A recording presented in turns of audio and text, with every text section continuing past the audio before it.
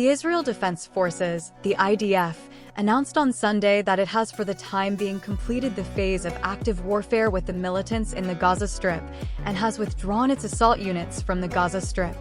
The withdrawal affects all units and parts of the 98th Division, which has been fighting continuously in Gaza for 4 months and conducting special operations.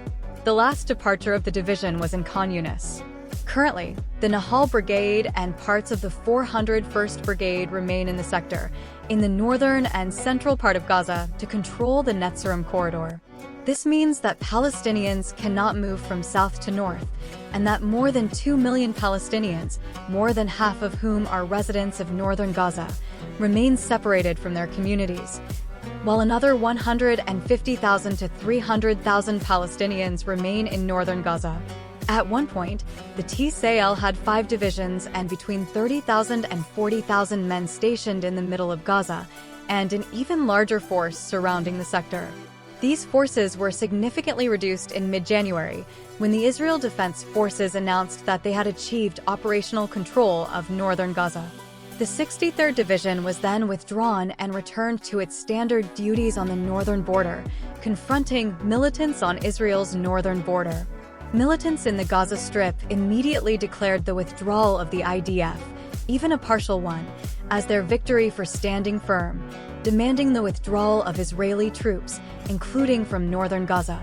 The world's attention is now likely to shift to whether the IDF will invade Rafah first, or strike a deal with the militants over the hostages the militants took in an attack on Israel last year.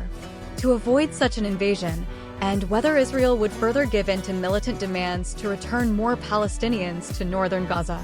A Tzal official tried to frame the withdrawal from Khan Yunis as an opening to Rafah, since hundreds of thousands of Palestinians could now return from there.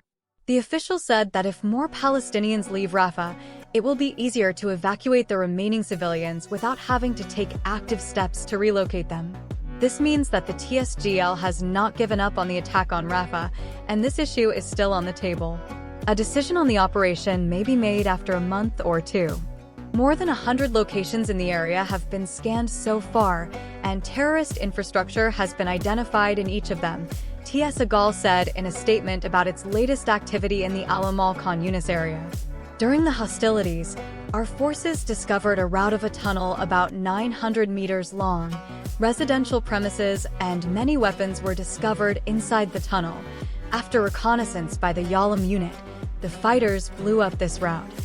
The report says, although a senior TSGL official said the troop withdrawal was not due to pressure from the United States, it came immediately after a disastrous Air Force misfire that killed 7 aid workers last week.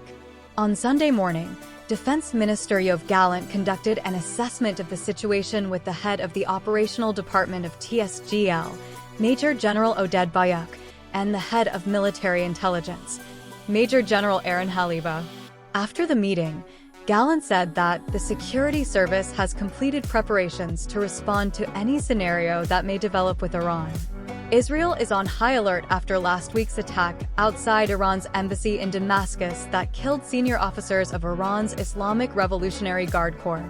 Like, comment, subscribe to the channel.